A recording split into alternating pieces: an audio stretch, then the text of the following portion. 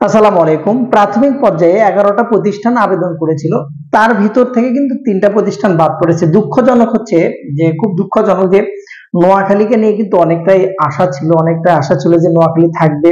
তো বাদ পড়া প্রতিষ্ঠানগুলোর নাম যদি আমি প্রাথমিক পর্যায়ে বলি: চিটাগং কিংস, বিস্তারিত একটু পরে আসি, খুলনা টাইগার্স এবং নোয়াখালী।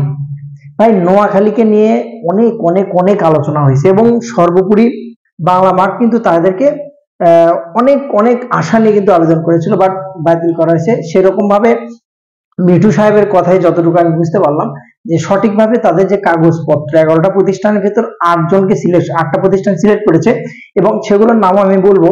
কিন্তু প্রাথমিক পর্যায়ে যে জিনিসটা, যে 3টা প্রতিষ্ঠানকে বাদ দেওয়া হয়েছে, তারা ঠিকঠাক ভাবে কাগজ কিন্তু জমা দিতে পারেনি এবং তাদের কাগজে অনেক ভুল ছিল, তারা সঠিকভাবে সিলেকশন করতে পারেনি, যার জন্য বাদ। চিটাগং কিংস এর কথা আমি এক কথায় বলি: চিটাগং কিংস যদি হাজার হাজার কোটি কোটি টাকা ডলারও দেয়, তাও সামির কাদের চৌধুরীকে বিপিএল এ নেওয়া যাবে না। এক কথা ক্লিয়ার, কথা ক্লিয়ার, এখানে কোনো ভেজাল থাকবে না, ভেজাল থাকা যাবে না, একদমই ভেজাল থাকা যাবে না।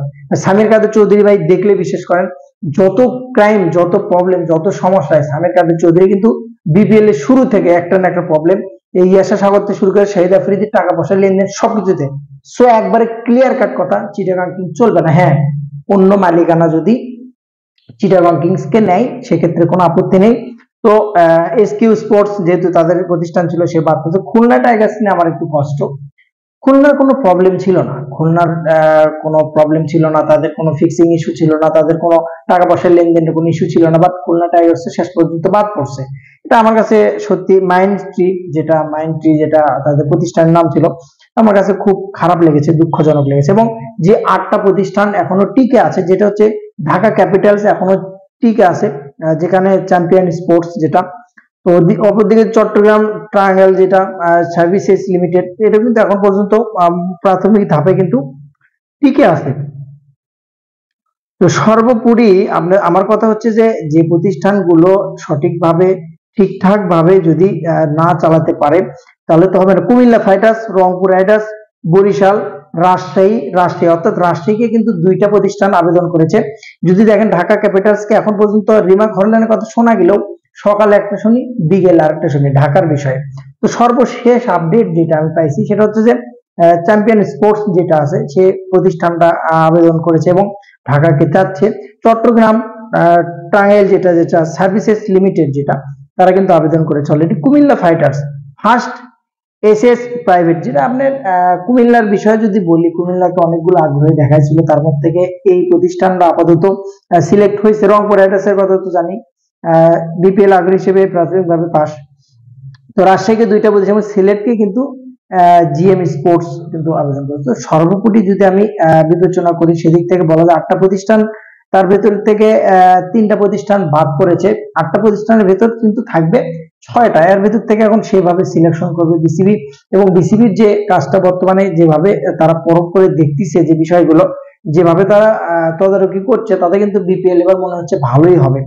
তো আমার কাছে আমি মনে করি যে চিটাগাং এর বিষয়ে আর নাড়াচাড়া না দিয়ে, চিটাগাং এর বিষয়ে অনেক কিছু হয়েছে, সর্বোপরি চিটাগাংকে বাদ দেওয়াটা আমি মনে করি বেটার হবে। চিটাগাংকে মাইনাস করে চলাটাই বেটার হবে, বিপিএল এর জন্য ভালো হবে।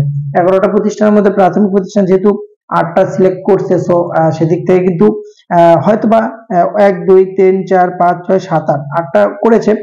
তো নাবিল গ্রুপও রাজশাহীর জন্য করছে এবং দেশ ট্রাভেল, দুইটাই কিন্তু রাজশাহীর জন্য আবেদন করেছে। তো রাজশাহী 2টার ভিতর যদি একটা সিলেক্ট করে, সেদিক থেকে কিন্তু, তবে ফরচুন বরিশালকে নিয়ে কিন্তু কথা হচ্ছে, এর ভিতরে কিন্তু বরিশাল দেখা যাচ্ছে না। তো বরিশালকে নিয়ে কিন্তু আকাশবাড়ি হলিডেজ যেহেতু তারা তবে এখানে একটা বিষয় কি, আকাশবাড়ির যে কোম্পানির যে বিষয়টা, তারা শুধু এককভাবে যে বরিশালকে নেবে এরকম না, তাদের পিছনে যতটুকু নিউজ পেলাম আমি, অনেকগুলো প্রতিষ্ঠান এবং অনেকগুলো প্রতিষ্ঠানের সহযোগিতার মাধ্যমে তারা কিন্তু আসতে যাচ্ছে, যেটা আমার কাছে একবারে পছন্দ হয়নি। বিপিএল এ যদি ফরচুন বরিশাল একটা ব্র্যান্ড এখন বর্তমানে, মিজান সাহেব যেভাবে টাকা ঢালছে, যেভাবে টাকা খরচা করছে, সেই হিসেবে কিন্তু যদি আকাশবাড়ি সেভাবে টাকা না ঢালতে পারে, দুর্নাম হবে। একটা বরিশালের যে সুনামটা আছে, যেটা বিদেশি প্লেয়াররাও কিন্তু জানে বরিশাল সম্পর্কে, বরিশাল অনেক ভালো একটা ফ্র্যাঞ্চাইজি, তাদের সম্পর্কে সুনাম আছে। সো সেই সুনামটা যদি নষ্ট হয়ে যায়, আকাশবাড়ি আসলে কিন্তু যদি বিভিন্ন ভাবে, বিভিন্ন ফান্ড থেকে, বিভিন্ন জনের থেকে টাকা নিয়ে দল চালাতে চায়, তাহলে কিন্তু ভাই আকাশ ভরার তারা সেম কিন্তু রাজশাহীর যে এর আগের যে মালিকানা ছিল, যাকে ছেঁচড়া পিটায় না হলে মামলা মোকদ্দমা পর্যন্ত হয়েছে, সেরকম পর্যায়ে চলে যাবে। তো আশা করছি যে ওরকম পর্যায়ে না যাক। অবশ্যই বিসিবি চাইবে যে সেরা সেরা 8টা প্রতিষ্ঠানকে আপাতত সিলেক্ট করেছে প্রাথমিক পর্যায়ে, যেহেতু 3 জনকে বাদ দিয়েছে। তবে খুলনার জন্য আমার খারাপ লেগেছে, খুলনার কোনো স্পটিং বা কোনো সমস্যা প্রবলেম ছিল না, ভালো প্রতিষ্ঠান হলে খুলনাকে দিয়ে দেবে। প্রাথমিক পর্যায়ে যেহেতু বাদ পড়ছে, 8টা প্রতিষ্ঠানের ভিতর 6টা থাকবে। তো ইনশাআল্লাহ এর ভিতরে আমাদের রাজশাহীও থাকবে। বরিশালের বিষয়ে একটু ঝুলে আছে। 100% আপডেট যেটা পাবেন 4 তারিখের ভিতর আপনাদের অরিজিনাল আপডেটটা দিতে পারবো। অনেকদিন যাবত ভিডিও দেই না, কথা বলা বা কথা বলার ধরন, ইনফরমেশনে অনেক ভুল ত্রুটি থাকতে পারে, অবশ্যই ক্ষমার দৃষ্টিতে দেখবেন। 1 থেকে 2 দিনের ভিতর ইনশাআল্লাহ নিজেকে গুছিয়ে নিয়ে কথা বলার চেষ্টা করব। ভালো থাকুন, সালাম।